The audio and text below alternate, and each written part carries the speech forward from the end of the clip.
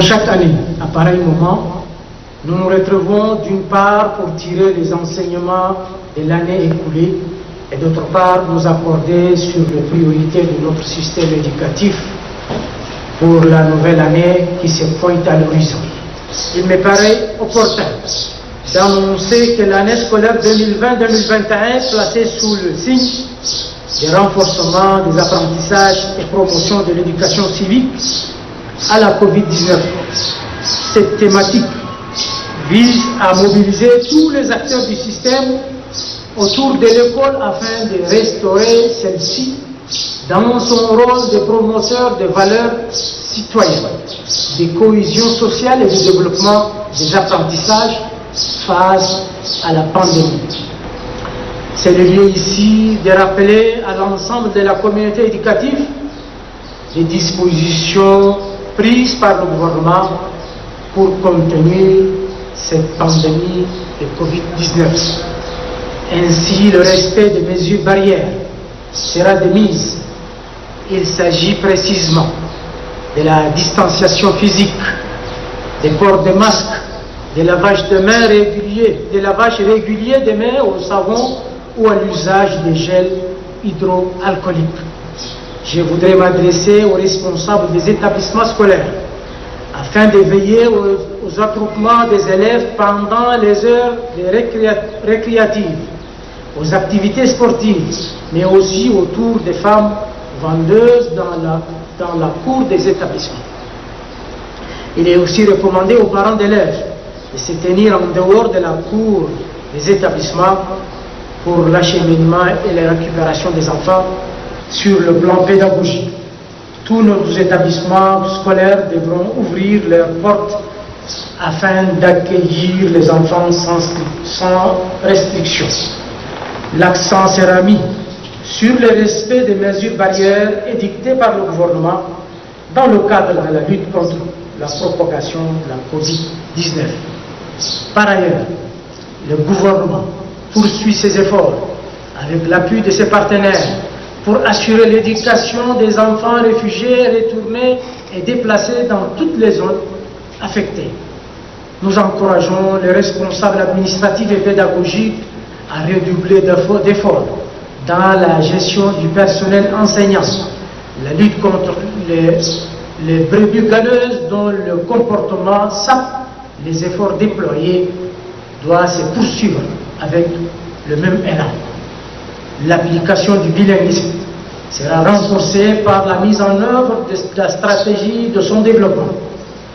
Dans cette optique, 23 points focaux sont nommés et installés dans nos délégations provinciales. Le développement des nouvelles technologies, de l'information et de la communication pour promouvoir les enseignements, apprentissages aura une attention particulière au regard des leçons apprises dans la gestion du Covid-19. En termes de bilan, l'année 2019-2020, dans un contexte de Covid, il y a lieu de noter que le département de l'éducation nationale et de la promotion civique est resté sur la droite ligne de l'application du programme politique du gouvernement basé sur le développement de valeurs, du mérite et de l'excellence. Malgré les difficultés rencontrées sur tout le plan, le gouvernement a recruté 1439 enseignants scientifiques, assuré la formation de 9000 maîtres communautaires dans les écoles normales d'instituteurs et plus de 15 000 autres maîtres communautaires pris en charge grâce à l'appui des partenaires techniques et financiers, ainsi bien d'autres actions. Le gouvernement va poursuivre ses efforts avec l'appui de ses partenaires. En outre, le gouvernement a doté les lycées et collèges d'équipes de lavage de mains, de cache-nez et autres matériels qui avaient permis la reprise partielle des cours et l'organisation des examens de fin d'année.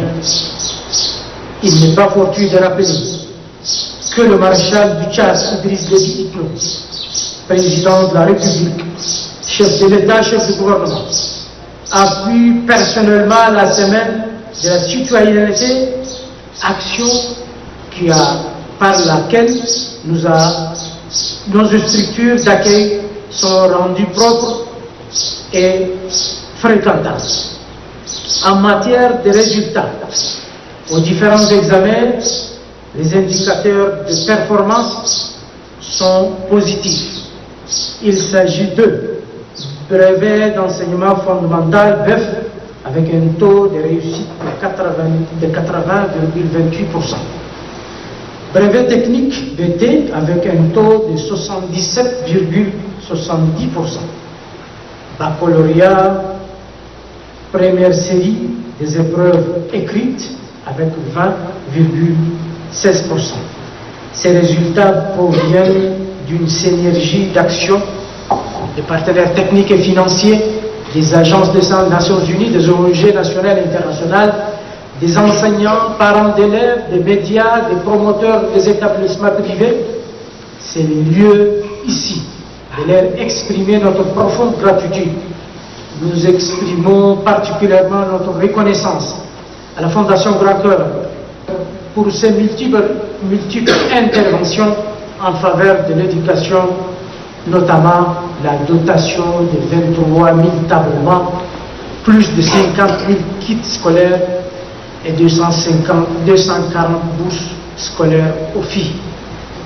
Sur le plan de la gouvernance du système éducatif, plusieurs textes d'application de la loi 16 du 13 mars 2006 portant orientation du système éducatif tchadien ont vu le jour. La plus grande application est la mise en place effective de 8 académies en accord avec les structures du ministère en charge de l'éducation.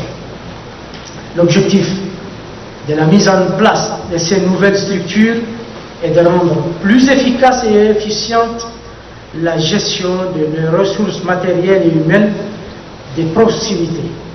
Il est pour nous d'une importance particulière de rendre beaucoup plus opérationnelles les dites académies pour la réussite de la déconcentration de notre système éducatif.